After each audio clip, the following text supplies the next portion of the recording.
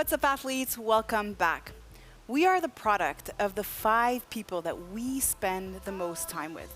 And you may notice this, the more you spend time with a certain group, you suddenly realize that you're starting to laugh like them, you're starting to speak like them, you're even starting to think like them. So today I want to invite you to audit your social circle. Who do you spend the most time with? And do they support your goals and transformation, or do they dim your light? And if that's the case, then I know sometimes it's hard to just cut people out of your life, but perhaps it's now time to find a new group. And this group can help you create accountability. It also helps you set up an energy that you want to step into. The more you are surrounded by people who are doing what you want to do, or who've already done what you'd like to do, then the more success that you'll have. Now, if you haven't already, I'd love to invite you to check out my Transformation Tribe Facebook group. And in this group, I share with you all of my YouTube workouts, I share with you new recipes, and I share with you my podcast videos to help you stay motivated and reach your goals.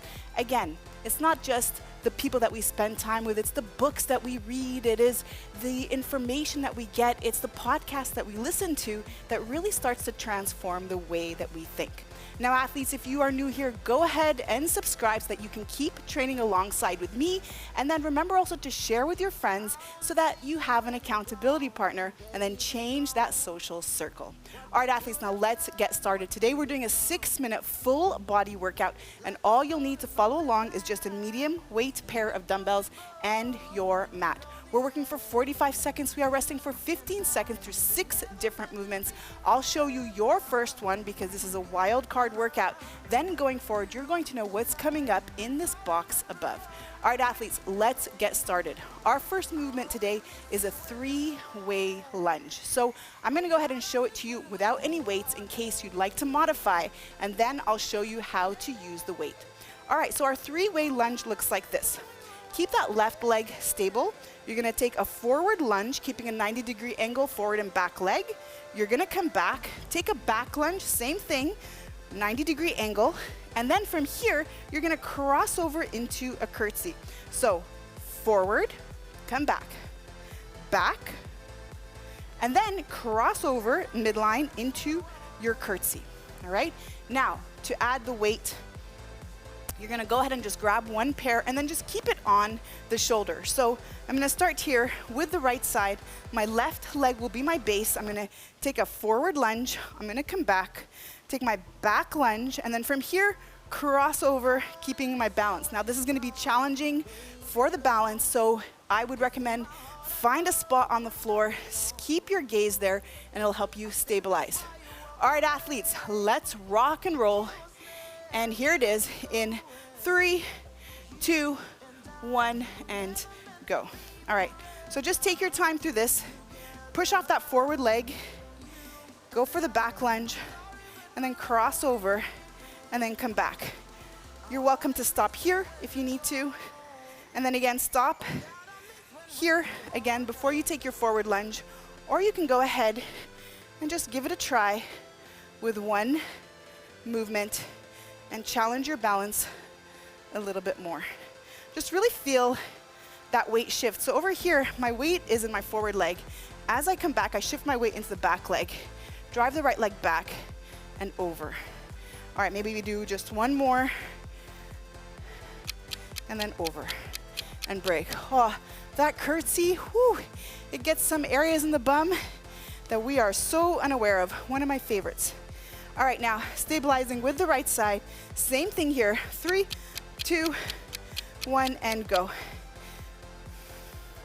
Bring it back, cross it over, and then bring it forward again. So you'll find that it's completely normal that you have one side that has a bit more stability than the other side, especially if you've had injuries on that side as I have. But take your time, focusing on that spot in front of you. Oh man, feeling that curtsy, that is for sure. Continue to breathe, athletes. You got this. And let's go, maybe one more. Back, and then over. All right, good work. Next, we're gonna do a sumo deadlift with a front squat. So let's get really wide over here. We're gonna start with the sumo deadlift position. We're gonna bring the weights onto the shoulder. We're gonna squat. Again, here, lean forward, touch, back onto the shoulders, and squat. Now I want you to take your time here. Push the knees out, look straight, keeping that back straight. Don't rush through the deadlift part. And as you're leaning forward on the deadlift, push against the floor to stand. It's not the back doing the movement. It really is just the lower body pressing against the floor, activating the posterior chain so that it's the legs doing the work and not the back, never sacrificing the back. And break. All right, good work. Now, we're gonna do a partial get up. So go ahead and grab one of your dumbbells, and we're gonna bend the right knee, extend the left arm, straighten out the right arm, and then come up onto the elbow, and then come right back down. And now I'm rotating to the side, transferring my weight from shoulder up to elbow. So don't come up forward. We have that tendency to come up forward, and this is not a sit-up. We are rotating, and then imagine almost you're rotating obliquely towards your other hip, so towards the opposite hip. Good work, 15 more seconds. Nicely done.